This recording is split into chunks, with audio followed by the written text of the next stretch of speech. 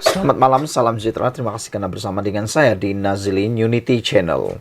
Skandal RII di Kedah, siapa Lo Lai Fat dan Huang Ziyi, persoalan yang masih gagal dijawab oleh Sanusi. Sepatutnya Sanusi menjawab atau memberikan jawaban kepada isu ini, bukannya menimbulkan isu-isu yang lain pula. Beberapa hari yang lepas, beberapa jam yang lepas, Sanusi pula menimbulkan tentang kononnya dia ada senjata api, pistol di dalam kereta dalam 24 jam. Selain itu, dia juga mengatakan bahawa ada rancangan sudah dirancang, dia ditangkap 6 bulan yang lalu lagi, kata Sanusi.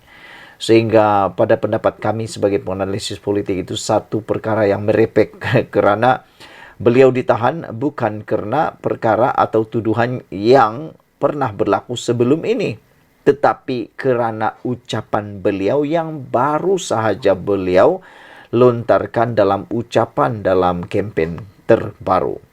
Jadi, tiada kaitan ucapan beliau itu dengan rancangan kononnya yang beliau nyatakan itu. Tapi, yang sepatutnya dijawab oleh Sanusi ialah skandal RII di Kedah. Dia perlu jawab, siapa So Lai Fat dan Huang Ziyi? Persoalan yang masih gagal dijawab Sanusi.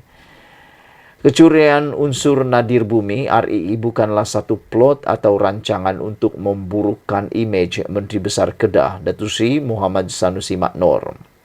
Skandal membabitkan eksploitasi hasil bumi yang dikaut warga China itu menggambarkan betapa teruknya kepincangan pentadbiran kerajaan negeri Kedah.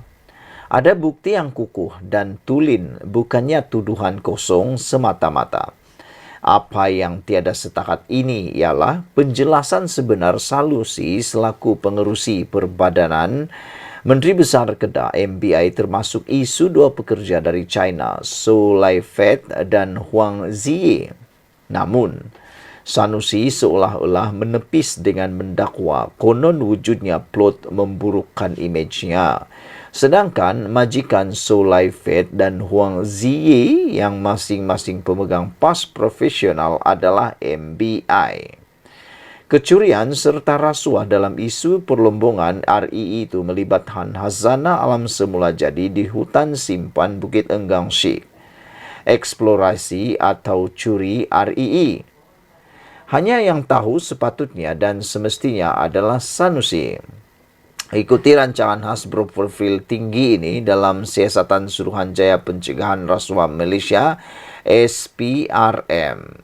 Saudara-saudara sekalian, dalam beberapa gambar yang kita sedang tonton sekarang ini ialah surat Menteri Besar Kedah kepada KDN, iaitu Kementerian Dalam Negeri, mohon pas lawatan ikhtisas untuk pekerja RII dari China.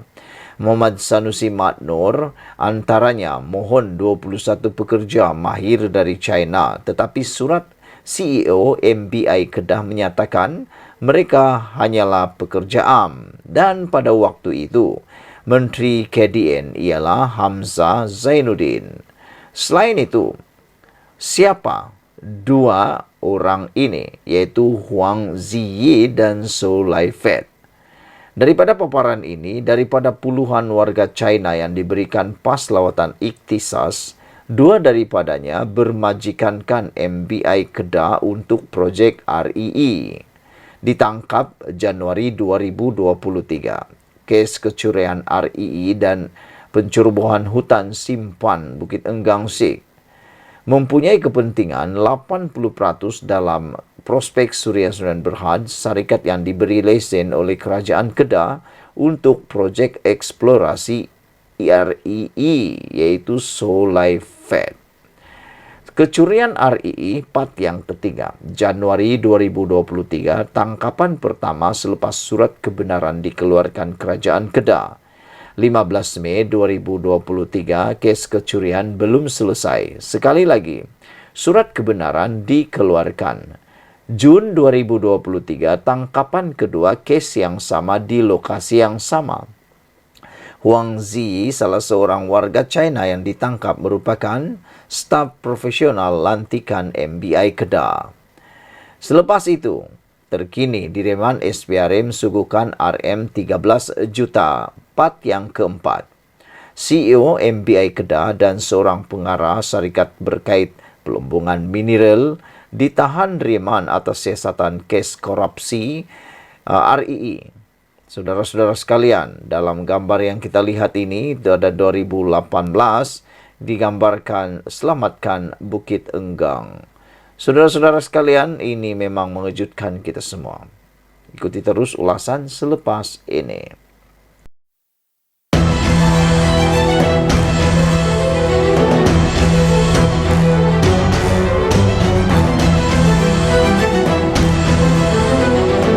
Selamat malam, salam sejahtera. Terima kasih karena bersama dengan saya di Nazilin Unity Channel. Pilihan raya di Semenanjung Malaysia yang melibatkan 6 buah negeri makin panas dan makin hangat. Terkini, satu protes di Batang Kali dilaporkan dan perkara tersebut sehingga membakar bendera Perikatan Nasional dan juga memijak bendera Perikatan Nasional. Apa cerita sampai ini berlaku? Ianya mempunyai cerita yang paling menarik, yang terlibat, yang didakwa dan sebagainya. Namun demikian, ini komen Hamzah Zainuddin selepas insiden protes di Batang Kali ini sehingga membabitkan bendera Perikatan Nasional dipijak dan juga dibakar.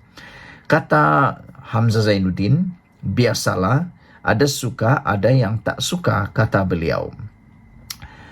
Yang itu, ya, memang biasa. Biasa tentang ada tak suka, ada yang suka calon yang telah disenaraikan. Namun, yang lebih menarik lagi ialah, kenapa akar umbi itu tak suka dengan calon yang telah pun disenaraikan tersebut? Macam yang saya cakap tadi, tentang menolak calon itu biasa. Tetapi yang tak biasa itu ialah sebab kenapa akar umbi marah dan memprotes Perikatan Nasional. Kerana mereka kata, Perikatan Nasional kata parti ini tak ada masalah, tak ada perpecahan, tak ada konflik dan sebagainya. Mereka kata parti ini paling bersih lah, kalau boleh lah katakan paling bersih di muka bumi lah. Macam itulah orang dakwa parti itu. Tapi rupa-rupanya baru bermula pilihan raya kempen ini, dah ada insiden akar umbi memijak dan juga memprotes parti atau gabungan Perikatan Nasional. Jom, saya nak cerita pada anda semua, kenapa akar umbi menolak atau memprotes Perikatan Nasional.